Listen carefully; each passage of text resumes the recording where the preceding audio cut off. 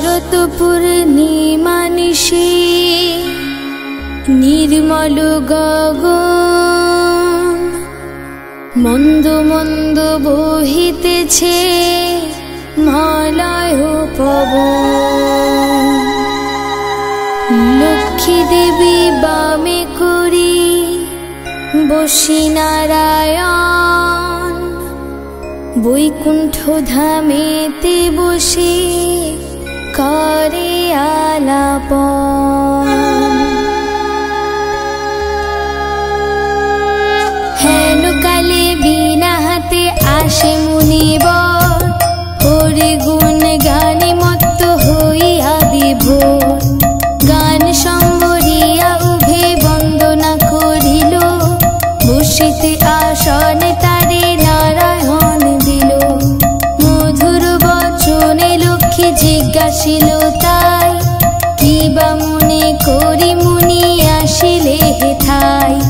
কহে মুনি তুমি চিন্ত জগতের রহিত সবার অবস্থা আছে তোমারই বিদিত। সুখেতে আছয় যত মর্তবাসীগণ বিস্তারিয়া মোর কাছে করো বর্ণন। লক্ষ্মী মার হেন কথা শুনি মুনিবর কহিতে লাগিলা তারে জুড়ি দুই কর। অপার করুণা তোমার আমি ভাগ্যবান মর্তলোকে নাহি দেখি কাহারও কল্যাণ। সেথায় নাই মা আর সুখ শান্তি লেশ দুর্ভিক্ষ অনলে মাগো পুরিতেছে দেশ।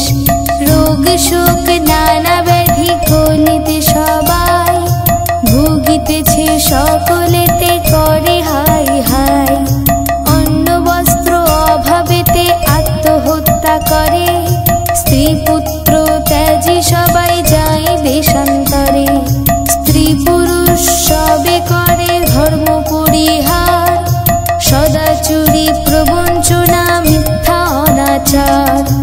তুমি মাগো জগতের সর্বহিতকারী সুখ শান্তি সম্পত্তির তুমি অধিকারী। স্থির হয়ে রহ যদি প্রতি ঘরে ঘরে তবে কি জীবের এত দুঃখ হতে পারে। নারদের বাক্য শুনে লক্ষ্মী বিষাদিতা কহিলেন মুনি প্রতি দোষে দাও বৃথা।